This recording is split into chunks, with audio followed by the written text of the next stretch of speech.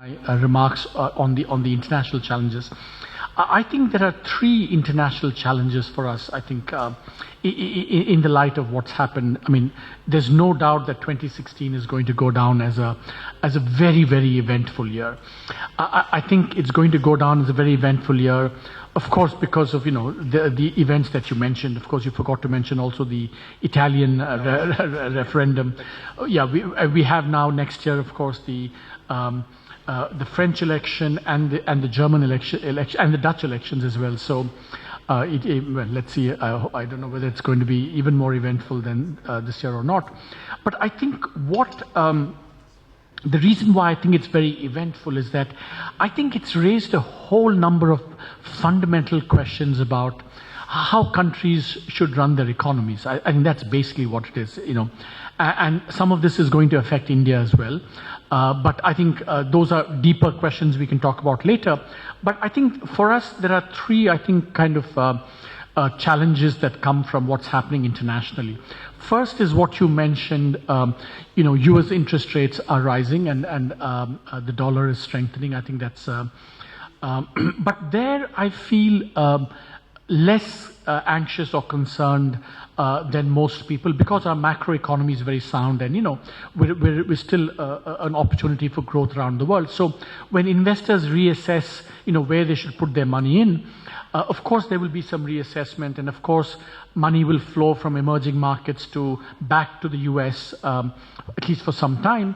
But I do think in that we will probably be less affected than other countries. So and as you said, and I said this a few days ago, I think the RBI took exactly the right call on this, because among other things, because of international developments.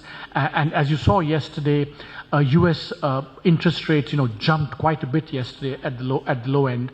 The dollar is going to be rising as well. So in this period of volatility and uncertainty, I think we need to have a sound macroeconomy, which is what we have. And so I'm a little bit less concerned about that first challenge. The second challenge, which I think is something we should be thinking more carefully about, and it relates to what you said about exports, Sunil, which is I think that one of the big kind of spots in the economy which all of us are kind of focusing on, many people think about, is China. How will China's growth proceed? How will it handle the credit boom that's it had? And will it, and of course, how it's going to manage its exchange rate and capital account?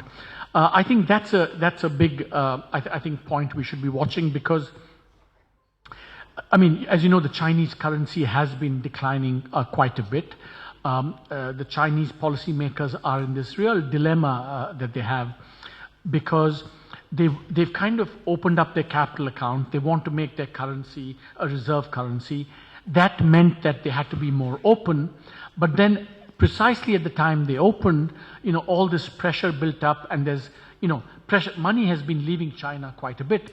And they've been fighting that. They've lost a lot of foreign exchange reserves trying to stem the outflow of capital.